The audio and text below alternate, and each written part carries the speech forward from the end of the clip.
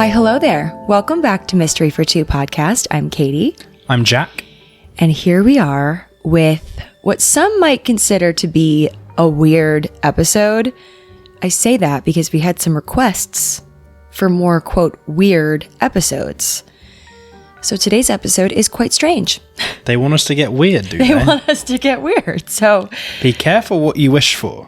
But before we get into that, Jack, take it away with Jack's Questions Corner. Question Corner. Awesome. Well, hello everyone again. Let's go back to some of the top answers that stood out from last week. Last week's question was around dream vacation, dream trip, bucket list trip. You said a safari. Indeed. Yep. And what did I say? I'm actually forgetting what I said. Japan. You said we're doing. You went, funnily enough, my dream trip is Japan, and we are in fact doing Japan. Indeed we are. In June. Send your recommendations. And you know what? Since that episode, since my request for a safari, I did in sorts attend a safari. When? We watched Lion King this week. Oh, I was like, wait a minute, wait. Wait. Had, to a degree, some African animals. Yeah, we did. We saw Lion King on Broadway, and it was really, really good. Incredible. Spectacular show. But yeah, that in real life. I need to see Pride Rock in real life. Anyhow, those were our answers. And a couple that stand out. We have one from Marina. My dream holiday would be to see the wildlife in Antarctica. Much like Jack's safari, just a little colder. Just a little. Just a tad. A smidge. I'd love to do Antarctica. Yeah. I've done somewhat close. I have family from the Falkland Islands, which is not too far away from there, I believe. Why are you looking at me? I'm not really that great with geography. I'm a Googler. I might have also got that completely wrong. Don't worry, people will tell you. From a geography standpoint, but it gets cold up there. Down there? Or is it up there? Oh my God, you guys. It's in like South America. The reason I'm comparing it to Antarctica is I've seen penguins in the flesh. And when I think of Antarctica, I think of penguins. And not at the zoo. He's seen like penguins in their natural habitat in the Falkland Islands. When I open my phone... And it is his phone background. See it, maybe if I go all the way to the back. It is his phone background as well. Zoom in. And then the second and final answer that we're going to highlight on today's episode is from Kristen. And Kristen says that my dream vacation is a trip through Scotland. My ancestors used to be lords or nobles of sorts in a castle. I'd like to tour the castle. I'd like to tour the castle too. Can I come with you? Is it still in your family's name? That's amazing.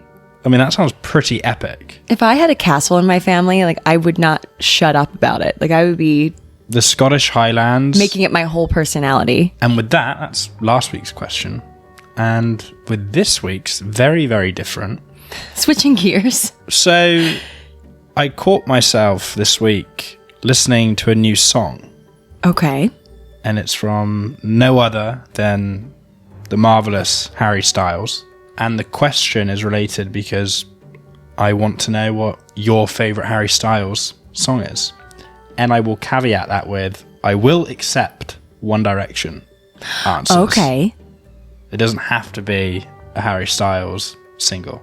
Okay. It doesn't have to be from the new album. Can be from any? Yeah, it can be any. Okay. Any Harry Styles song. You can give me multiple.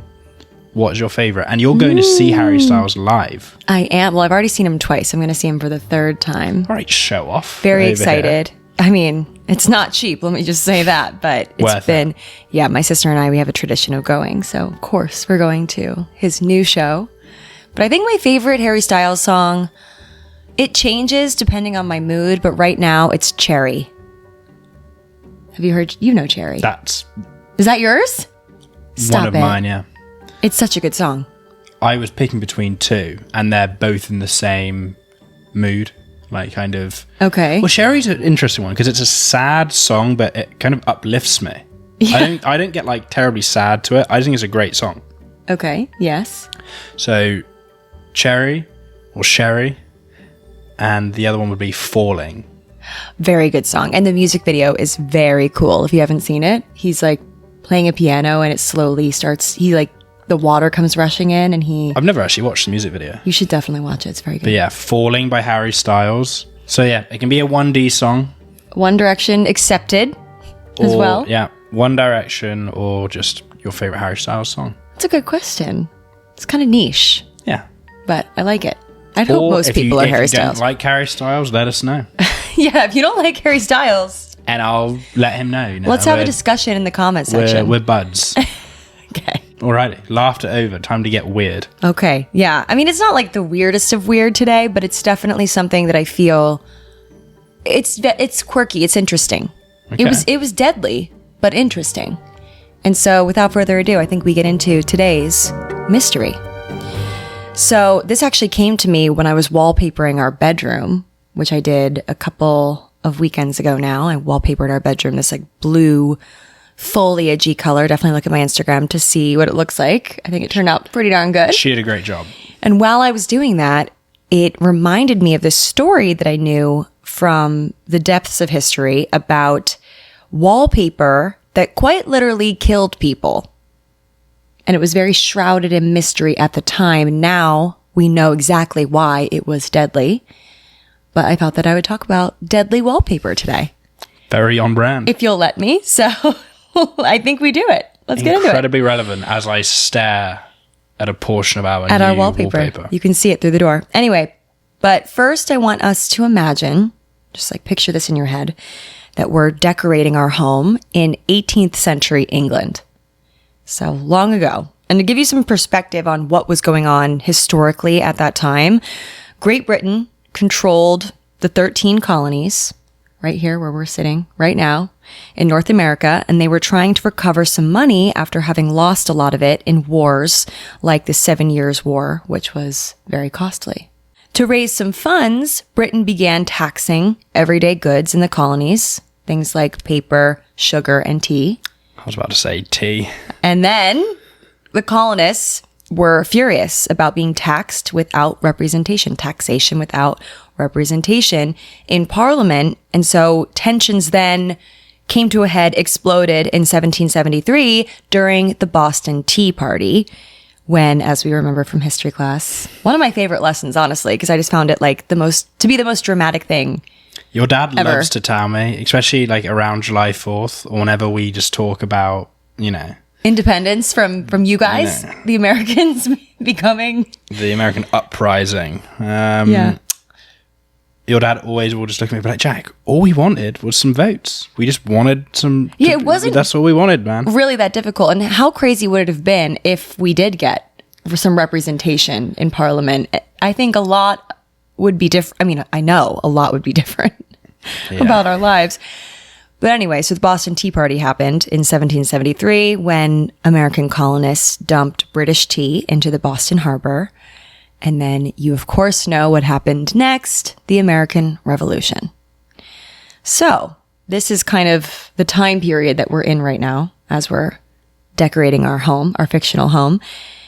It's the 1700s, and you, at this point, have saved up enough money to decorate your house in England, and maybe you've decided you want to put up some patterned wallpaper, something elegant from France, a bold floral, perhaps.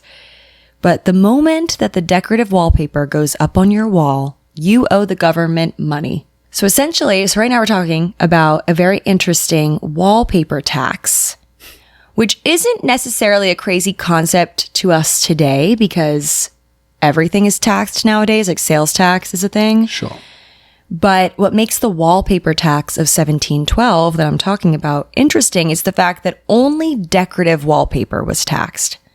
Not plain wallpaper, like a plain color or something like that.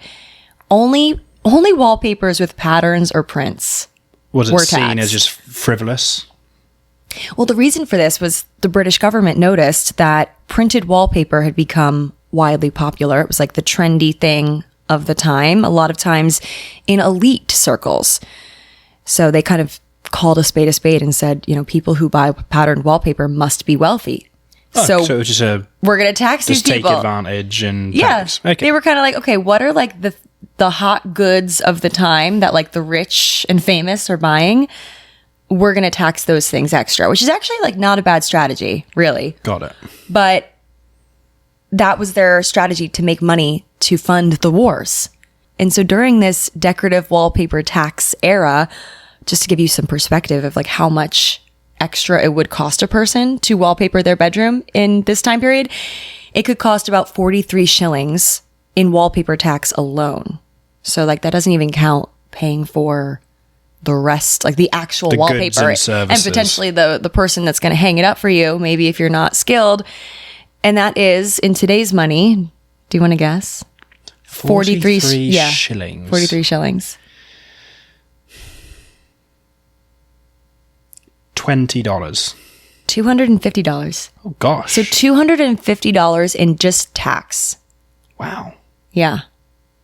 So home improvement has always been expensive. Well, always. It certainly has. Furniture is way more expensive than you've ever thought it would be. Wow. When you were a kid. And like a bed, for example. Why are beds so expensive? Like mattresses? Why? Because you can't cheat on your sleep. They know. True. They take advantage. It's because they know, like, people are never going to not need a bed. And a comfortable bed. And a true, because you spend like what? Like there's like the statistic of like how many years of your life you spend in bed. And it's crazy. It's like 30 years of your life is spent sleeping. Not to sidetrack, but I think we simply must discuss that I've only just figured out after 3 years. Well, 3 years of dating you, living together for, what, a year and a half or so, that we have 2 separate pillows. Yeah, Jack like was somehow unaware that our 2 sleeping pillows, like we have like decorative pillows, obviously. We have like a bunch of pillows on the bed, but the 2 main sleeping pillows, one for me, one for him, he didn't realize that the one that he's been sleeping on was my guest pillow from years before he existed, before he was in my life. It's a disgrace. It's an absolute disgrace. I did not know that Katie had a better pillow than I did. So the other night when I found out, I immediately ordered my own, what do you call it? Memory foam Tempur-Pedic. Yeah. Pillow. Well, the funny thing is like you had my pillow and I was like, I need like my pillow. Like I laid my head down. I'm like, this is like not the main pillow or my good pillow. It's the guest pillow. And I guess I've just been like thinking, oh, Jack doesn't care. I figured you just like didn't know, like didn't like a pillow's a pillow to you. You know what I mean? Well, what just cracks me up now about it, not to spend too much time on it, is that day, the reasons the pillows got switched was because I made the bed while you were getting ready. Mm-hmm. And I've never thought about what pillow has to go on each side because I was under the assumption that they're both the same. We lived under some level of pillow equality no. in this household. Turns out, Katie, for making the bed... You know, I help you make the bed, but you must have been doing these, you know. Oh, yeah. I always put the good pillow, placements. my good pillow, on my side. Caught. But I didn't realize. I thought you liked... The other pillow is not a bad pillow. It's like, it's just not Tempur-Pedic. So I figured... Because some people don't like Tempur-Pedic pillows. Some people don't like memory foam. They like a regular, like, goose down or whatever it's called. And so Jack ordered his own Tempur-Pedic pillow from the internet. So it cost more than 43 shillings. But there you go. I just know you're going to be very excited when it arrives. So back to the printed and patterned wallpaper tax of 1712. Very interesting tax of the time, but there were also some other peculiar taxes of the time. One being the hat tax. Have you heard of the hat tax? Nope. Okay. So, simple in theory. The more money you had, the more hats you probably owned. And so, they decided to tax each hat starting in the year 1784. And the hat tax lasted for 27 years. Wow. Yeah. So, every hat at that time was supposed to have a revenue stamp sewn into the lining to prove that the tax had been paid. And if anyone tried to forge the stamp, they could get the death penalty. Cool. So for a free hat. Yeah. Like someone could like be wearing an unregistered hat around the streets at that time and could be thrown in jail. Isn't that crazy? Hung to the gallows. Yeah. So yeah, based on your collection alone, I feel like you'd be taxed quite a lot. I'd be bankrupt. Jack has like 100 hats. So immediate bankruptcy. with the wallpaper tax, manufacturers tried to get around the tax creatively, of course. So some sold plain wallpaper and then printed the designs afterwards, like after they had gotten it, you know, either into the country, wherever it's coming from. If it's coming from France, for example, into England, like they would then like stamp on the pattern illegally. Or some would smuggle untaxed wallpaper into the country, like black market type thing. And then most people got even craftier and they like purchased and used plain non-text wallpaper, put it on their walls, and then hand stenciled it with patterns, therefore not paying for it, like painting on the stenciled pattern versus. Got it. Yeah. So they got some creative, got around to paying taxes in creative ways.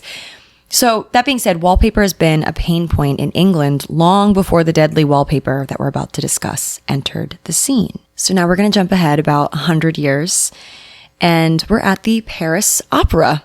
So very, very elegant evening in 1864. And Empress Eugenie, who was the most notable it girl of her time, wore a dazzling emerald green gown that was so fabulous that it made newspaper headlines the very next morning. Didn't we discuss her? She has come up in a very recent story. We talked about the Louvre. The jewels most recently looted from the Louvre in 2025. Some of them which were her jewels. Yeah, exactly. I knew I recognized them. Wait, good memory. Yeah. But the dress that Eugenie wore was a spectacular emerald green shimmering silk gown. And people were amazed when they saw it because even by the light of gas lamps, which was how light was at the time, you could tell it was a rich shade of green instead of a blue or a black. So it was a very like vibrant color that they could see even in like the darkest of settings. Is blue and black considered like a poor color? I do know that some dye colors at the time were more expensive to produce than others. I just don't know if green was one of them. I know it was like purple, I believe, was like an expensive color to produce. Black and blue maybe weren't as expensive to make. I'm a basic man. But all I know is the green was like a surprising color at the time for people to see. And this specific shade of green. The emerald. Yes. So naturally, after hearing about it in the papers, everyone wanted to get their hands on garments of this emerald green color, a la Empress Eugenie. And so a trend was born, if you will. Emerald-hued green, which was also called Paris green, became the color of the social elite, not only on their clothes, but also on their walls as well. And the trend would eventually reach Victorian England. London-based chefs would even use green food dyes in their desserts. Women wore green-dyed gloves and would purchase artificial flowers with elaborate, beautiful emerald green foliage. So green was everywhere. Green was in. Green was in. Green was having a moment in Victorian times. But over time, chefs would accidentally poison some of their dinner guests with these green dyed desserts. Children played in rooms wallpapered with emerald patterns and would develop strange diseases. Oh, gosh. And women wearing unlined green gloves would end up with sores all over their hands and dye staining their fingernails a ghoulish yellow color. So people died from the dye. I was literally just going to ask, do you know what's going on here? And why? My gut feeling when you first started talking about it, I thought it was going to be some kind of chemical to do with the wallpaper. Maybe like about the paste of you sticking it to the wall. That was going to be my first guess. But yeah, the dye, whatever chemicals are used to produce the dye, I guess. Well, 2 different shades of green at the time were considered deadly. They were called Scheele's green and Paris green, both very similar in shade, like an emerald kind of color, but like slightly different. Scheele's green was invented by a man named Carl Wilhelm Scheele, in Sweden back in 1775. And Scheele was a very talented inventor known for his work in chemistry, and he was also a creative. So he enjoyed creating colors. He enjoyed tinkering around in his lab. And so Scheele's green, he named it after himself, was created in his lab. And Scheele's green, just to give you an idea of like what the color was like exactly, it's kind of closer to a green apple sort of color. You can Google it to see exactly which shade, but you get the idea. And it was made of a material that was used often at the time called arsenic. And was the resulting color of a chemical reaction. Arsenic was used in a ton of things back then, in candles and toys, curtains, book covers, cosmetics, and medicines. This was, of course, before it was found out that arsenic can be deadly. In the year 1860, approximately 700 tons of Scheele's green was produced in England alone. So it was a very popular color at the time, using arsenic. And some reports say that Carl Scheele, the inventor of Scheele's green, knew that his dye was made from toxic materials, but I don't think he imagined that people would die because of it. But also, who knows, because he was probably making a lot of money. So who knows if he truly knew that people were going to die, or maybe he just thought oh, it can be deadly if it's ingested, but why would someone ingest? Yeah. Maybe he didn't realize. It was kind of like he created a monster and he didn't know how far it would go, So at the time, historians say that it was widely believed, back at this time, that a small quantity of arsenic was acceptable in luxury items such as face powder, pottery, clothing, toys, and of course, interior decor. Makes me think of asbestos. Oh, asbestos? Yeah. Yeah, I remember... old buildings having to be condemned and you'd have an asbestos warning. And you'd be like, yeah. What have I been breathing in? Yeah. I remember... part of our school had asbestos in the floor, or the ceiling tiles rather. Yeah. And they had to we had to evacuate the building for a week when one ceiling tile fell because they were worried about us breathing in. I feel like there was an asbestos epidemic. Yeah. Anyway, back to the 1800s during Scheele's green, the Scheele's green phenomenon, people didn't know that arsenic could literally be deadly. People used arsenic-laced cosmetics, gave their children toys painted with arsenic, and ate meat dipped into arsenic to keep away flies. Oof. So it was around for sure. Similarly to Scheele's green, this other green that I was talking about earlier, Paris green, paints and dyes were made... Sorry. If the flies... Oh, you're still on that. You're still on that one. If it was preventing the flies going after the meat, surely the human brain should have been like, what is in this that is so bad that the flies don't want it? Yeah. We probably also should not be eating this. True. Deductive reasoning. Holy shit, this is too bad for a fly. Oh, but we'll eat it. Right, but a fly eating... a quantity of arsenic that a human could maybe digest and not be, because it affected people differently. So some people could eat small parts or portions of arsenic or consume it and not fall dead. Yeah. They would just maybe get a little a tummy ache or something, a tiny fly. But a fly eating the same quantity of arsenic that someone's eating with their meat, dip, you know what I mean? That's their whole stomach content. The whole of the fly's stomach is filled with arsenic. So of course it's going to die. Yeah. It is interesting to think about. Anyway, so this other green called Paris green, these paints and dyes were made with a combination of copper and arsenic. So arsenic still present, but also copper. And this shade of green was invented by George Field and was meant to be a new and improved version of Scheele's green.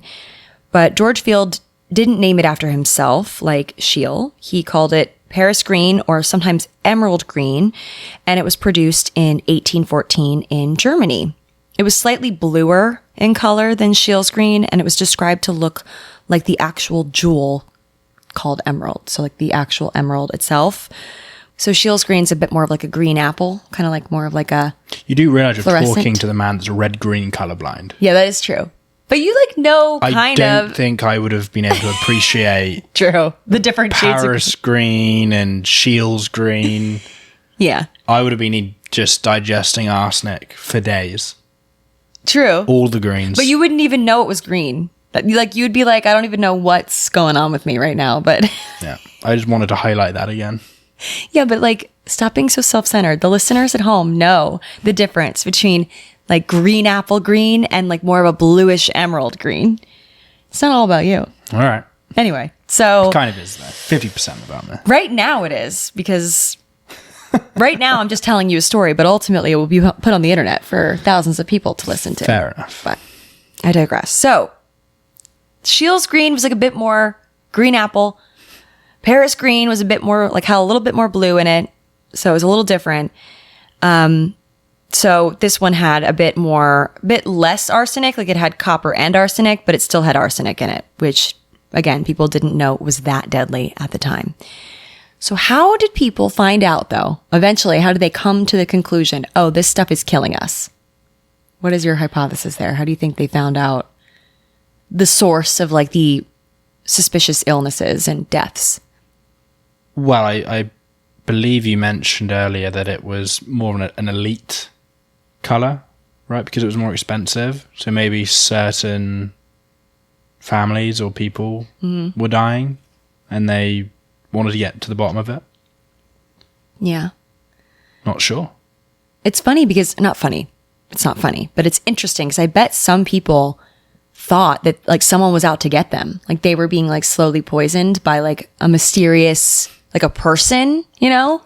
Now you killed yourself with your wallpaper. Like you read a lot, I read a lot of Agatha Christie novels, like a lot of mysteries, and there's a lot of them have to do with poisoning deaths because of course they're easier to get away with than like, you know, bludgeoning someone. So I'd imagine a lot of people were like thinking that they had an enemy out to get them, and yet it was just their wallpaper trying to kill them, or their gloves, or their artificial flowers. And so I'm sure you'll get to it, but are you saying that you put the wallpaper up? Mm-hmm. Are you breathing in something that is toxic? So the detailing of the wallpaper, like for example, there's a lot of different things that had this Scheele's green, Paris green, arsenic laced coloring, but wallpaper, because that's what we're talking about mainly, it would like flake off and then like be in the air. Right. And people would breathe it in. Like the arsenic particles would float in the air as the wallpaper shedded. And also it would be worse in warmer months. Got it. So like as the walls, I guess your walls do kind of sweat, like especially if you don't have air conditioning, which like in this time period and especially in Europe, not much air conditioning to speak of. Nada. Like zero, maybe like a fan, like a rudimentary fan, but I don't even know. No AC, no ice. Yeah. We love room temperature water. Windows in open, England. praying for a natural breeze. So yeah, the wallpaper was quite literally flaking off of the walls. Got it. That Yes. makes sense. Yes. Children would play on green arsenic-laced carpets. So even the carpet had it. Yeah. And then the diseases began to hit. So like first it like the children, because like they're, you know, weaker immune systems, smaller lungs, whatnot. Some effects of inhaling or ingesting arsenic are cardiovascular disease, skin hyperpigmentation, neurological problems, and developmental disorders. People around arsenic greens would develop ulcers in contact areas. So they would, you know, if they wore arsenic-laced gloves, they would get sores on their hands over time. But that being said, like they would start to get like internal problems from breathing in, from the arsenic hitting the interior of people's bodies. So reddish skin and peeling happened on the thin, unprotected skin, like the lips and the nostrils. Ladies in green dresses would faint in public. People would get sick after scrapbooking with green paper. Children showed poisoning symptoms after attending a Christmas party where green-dyed candles were burned. And many other people found themselves suffering with nausea, anemia, chest issues, fatigue, and headaches, all because of this mysterious color green. So, how did we finally get to the bottom of this? In Paris, in the year 1859, Dr. Ange Gabriel Maxime Vernat had some suspicions about the green craze. He stopped by an artificial flower workshop and walked from table to table, stopping here and there to examine the hands of the workers. And their hands and arms were covered in sores, and caked everywhere in the workshop was this green arsenic-laced dye. So these artificial flower makers were slowly being killed from the outside in because of their contact with the green dye. One London flower maker, a 19-year-old girl named Matilda Scheele, died on November 20th, 1861, just a few years after the doctor's visit to the flower shop. And her death was widely publicized because she was this healthy young girl who died. According to historian Allison Matthews David, she vomited green waters, the whites of her eyes had turned green, and she told her doctor that everything she looked at was green. Ugh. An autopsy confirmed that arsenic had reached Matilda's stomach, liver, and lungs. Arsenic that she'd inhaled while at work, dusting those artificial flower leaves with green powder to make them look real. Yeah, because think about that. You're dusting it, that you're just like breathing constantly breathing it in. I mean, I think about it a lot at nail salons because like you see like a lot of the women and men that work at nail salons will wear Face masks. Yes. And I'm like, I kind of like think about it from time to time that I should probably wear one too. Cause like you're breathing in like the way that they file down the nails, like, and like the polish itself that comes off and then floats in the air and then you ingest it. Well, it's not even, it's like, you don't even really like, it doesn't have much of an odor, but like it could be toxic. Oh, I'm thinking of nail polish remover. Oh yeah, that is pungent. That is pungent. And it was really tricky at the time because arsenic affected each person differently. Like some people who had green dyes in their homes would show symptoms, while others didn't show any symptoms at all. In drier climates, for example, arsenic poisoning was less common due to the lack of humidity dispersing the fumes of it. Some people who inhaled arsenic also had higher tolerances to the poison than others. So a young, healthy person living in a home painted with arsenic may only have slight headaches, which could easily be blamed on other things, dehydration and whatnot. And they might just think they have chronic migraines and just live with it. I feel like this happens a lot today with mold poisoning, like people having mold in their homes and just feeling ill all the time and not knowing that it's mold. Black mold. Yeah. So an older person or a young child living in the very same house as that person who just has like a chronic migraine situation because of the green dyes could quite literally pass away, like because of the illnesses that this would cause them. The silent killer. Yeah. So over time, people started to notice the pattern of young children and the elderly dying when living in a house that had green arsenic-laced wallpapers or paint. Of course, even after people started to come up with the connection, like started to see and realize like, oh, this is probably something we should look into, it took a very long time for them to actually crack down on the sale of these products. Too much money was being made. Of course. By the time European and American governments got around to regulating arsenic, Scheele's green had actually fallen out of fashion altogether. People were on to the next big thing, but not before it killed many, many people and made many more seriously ill, all in the name of fashion, all for a trend. That's crazy. Do you have like a figure of like total people affected? I do not. I would have to look that up. I don't know if it's possible to find like an actual legit figure from the time. That's why I ask. It's probably hard. Over like I'm talking about like people that died, and it was like because a lot of these symptoms could be blamed on something else. True. Like an older person, it could be blamed on old age. But Matilda, or like that was like Matilda. That was like a smoking gun type of thing where people were like, we need to look into this a bit more clear, or a bit further rather. And in 1893, Italian physician, I always have such a hard time with that word, Italian physician Bartolomeo Gozio made a chilling discovery. He found that in damp conditions, common molds could feed on arsenic pigments used in wallpaper like Scheele's green or Paris green and release a toxic garlic-smelling gas into the air, later nicknamed Gozio gas. So he named it after himself. Not sure if I would name a gas after myself personally, but Bartolomeo discovered this reaction that would happen because of this arsenic-laced wallpaper. And so then he, of course, tested it on mice, which died within minutes, proving just how deadly it was. So his work, coupled with, suspicions based on the Matilda death and other deaths similar to hers, altogether helped prove that arsenic-laced walls were in fact slowly poisoning the air. And however, though, arsenic was still used for rat poison and other insecticides until 1986. So like another 100 years when arsenic was finally deemed to be unsafe and banned completely. Isn't it used when embalming dead bodies? It used to be. That's another. We actually talked about that in the Elmer McCurdy story a few episodes ago. The Mummy in the Funhouse. If you want to watch that episode. Yeah, I knew you'd mentioned it. And on Bones. And on Bones, yeah. So like older.